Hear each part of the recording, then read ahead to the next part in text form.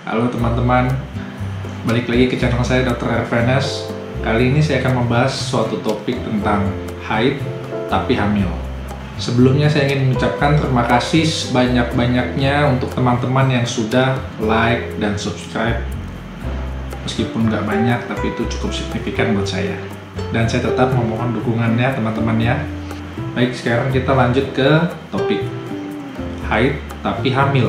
Saya rasa ini bukan masalah mungkin atau tidak mungkin, tapi saya rasa persepsinya tentang haid itu berbeda. Mungkin ada flag-flag, ada pendarahan, dia menyangka itu haid sebelum diketahui bahwa dia hamil. Sebenarnya ini memang masalah persepsi. Memang sebelumnya sudah banyak penjelasan tentang perbedaan flag pada saat haid atau perbedaan flag sebelum hamil, tapi saya di sini akan mencoba menjelaskan dengan gambaran yang sedikit lebih luas dan sesimpel mungkin dan sesingkat mungkin. Yang wanita yang sudah biasa haid normal sudah tahu, oh kalau saya sekitar 6-7 hari atau 5 hari.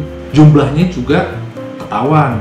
Pertama masih sedikit flag, hari kedua ketiga makin banyak. Nah, itu dulu yang kita mesti tahu, haid normal teman-teman sekalian. Nah, jadi kalau kita bicara tentang pendarahan implantasi, sebenarnya kalau teman-teman yang punya siklus haid misalkan normal 28 hari ya, jadi sekitar 14 terjadi ovulasi, lalu 2 hari sebelumnya atau 2 hari sebelumnya terjadi senggama, lalu dari ovulasi hari ke-14 terjadi pembuahan, setelah 7-10 hari itu akan terjadi implantasi, ya kan? Disitulah sedikit ada bercak-bercak. Jadi perkiraan waktunya sekitar kurang lebih seminggu sebelum ekspektasi. Lamanya juga ya, ada yang 1 hari atau 2 hari, ada yang 1-3 hari. Jumlahnya juga nggak banyak ya. Tentang warnanya ya mungkin sekitar sedikit lebih pink-pink lah gitu ya. Sebenarnya dari situ saja sudah cukup jelas ya. Teman-teman gak usah mikirin tentang gejalanya yang ada, oh dok bagaimana, tapi nggak ada mual muntah dok, masa hamil? Atau ada yang bilang juga, dok katanya si ini harus ada mual muntah untuk hamil. Kalau misalkan bicara tentang mual muntah, tidak usah dipikirkan. Kenapa? Karena pada saat itu beta HCG tidak cukup tinggi untuk menyebabkan mual muntah, meskipun sebenarnya kadang-kadang setiap orang berbeda-beda ya. Jadi maksimal untuk beta HCG itu biasanya pada minggu ke-10 ya. Kalau kram memang ada, otot-otot harus sedikit bekerja supaya telurnya itu kan jalannya ke tempat implantasi. Lalu yang seperti yang saya bilang tadi, pendarahan yang dihasilkannya pun juga tidak cukup banyak ya, hanya sedikit, karena itu hanya sedikit luka yang untuk proses implantasi. Jadi di sini jelas.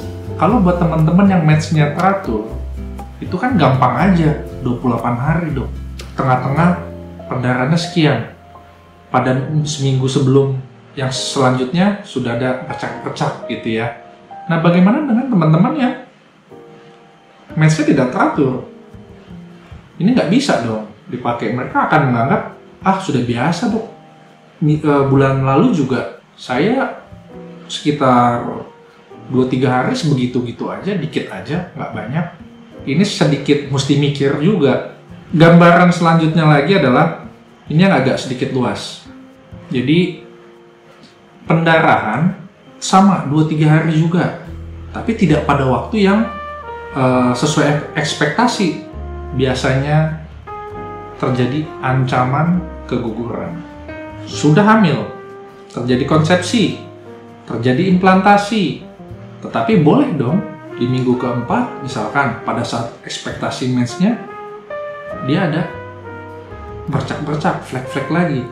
Tapi pada saat itu dia mungkin mikirnya ini hanya menstruasi biasa. Tetapi ternyata flek-fleknya itu tidak berlanjut, bayinya cukup kuat, janinnya implantasi cukup kuat, berkembang, akhirnya jadi hamil.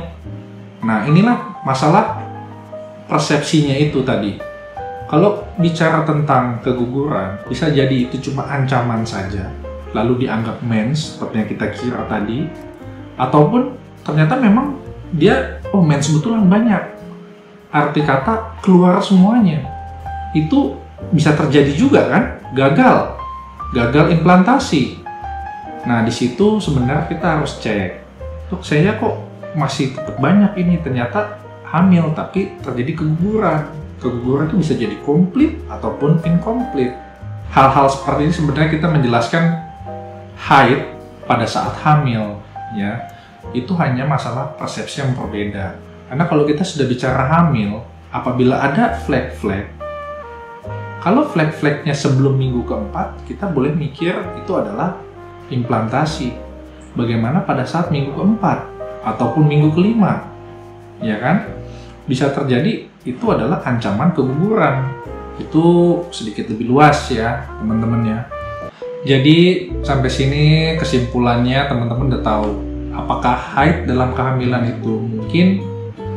Rasanya tidak mungkin, kecuali beda pandangan, persepsinya, beda definisinya, ya.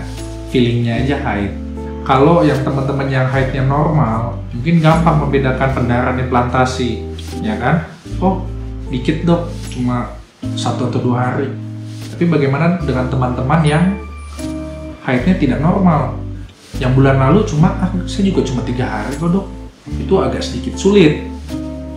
Kecuali kita dengan tes kehamilan.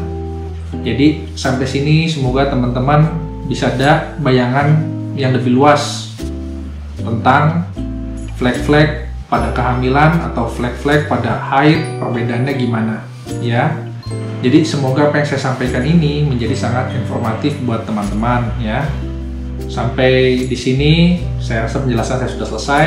Jadi akhir kata saya Dr. Ervenas, saya mengucapkan terima kasih.